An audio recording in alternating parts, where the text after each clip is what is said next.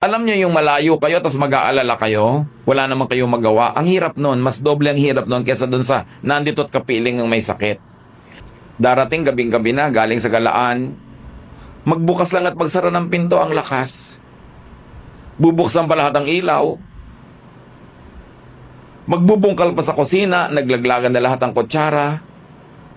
Dapat pag dumadating ka at may tulog, para kang pusa sa pagkilos. Dapat siguro ang mga tao pag-aralin ng Kung Fu. Kasi nakakapaglakad ka dyan ng dahan-dahan no? Na minsan nga may papel na nilalakaran, hindi napipilas. Pero merong darating ng maaga, ng maagang maaga, magigising yung mga tulog pa. Dapat meron tayong paggalang sa ating kapwa at sa oras nila. Oras ba ng pag-aaral ito ng bata? So, na pag-uutosan. Oras ba halimbawa ng pamamahinga ni Mrs.? Pahinga na niya yun. Huwag mo na siyang pag-asahan pa ng mga babangon pa para sa'yo. Dapat ginagalang natin yung oras ng kapwa. For everything there is season and a time for every matter under heaven.